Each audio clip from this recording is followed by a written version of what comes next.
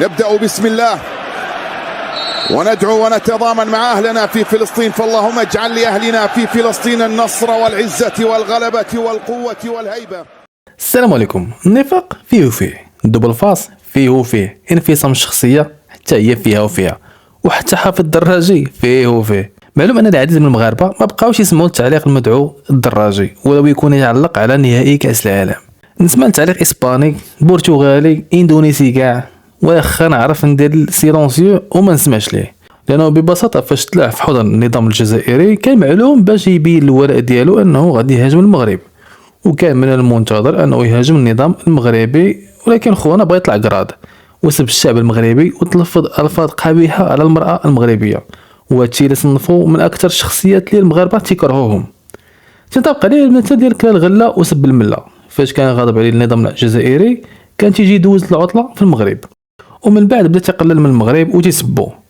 هضرنا عليه في هذا الفيديو ماشي على سود عيونه، ولكن حيت خرج بالتصريح تيورينا فين وصل بالتناقض ديالو والنفاق اللي غاطس فيه. قال لك نعم السي في كاس افريقيا 2025 نقدر نمشي للمغرب ندير فيه التغطيه ديال كاس افريقيا، على حد علمي ان ماشي ممنوع من دخول المغرب، بالعكس انا كنحترم الشعب المغربي والمؤسسات المغربيه، عمرني درت له اساءه وسبحان الله، وعندي اصدقاء بزاف مغاربه كتربطني معهم علاقه صداقه هذه 30 عام. تخيلوا معايا فين وصل بيه التناقض والنفاق ديالو.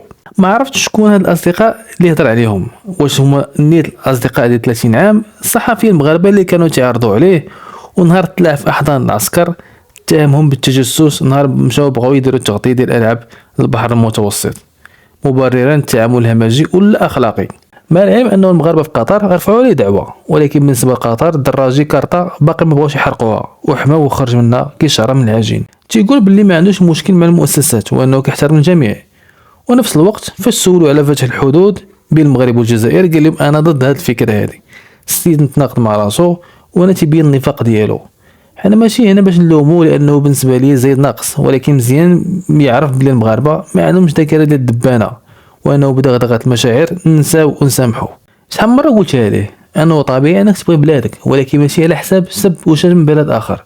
بغي بلادك بداك الشيء اللي تقدر تعطيها، ماشي بتلفيق التهم وسب الملل من اجل طبقه عسكريه حاكمه. شخصيا كانت لي محادثه خاصه مع الشخص هذا لانني كنت كنحترمه، وحاول يبرر لي الموقف ديالو، لكن من بعد الافعال اللي تيدير بان لي انه غير كيحاول يحسن الصوره ديالو اللي خسرت من بعد الانبطاح ديالو مع النظام الجزائري.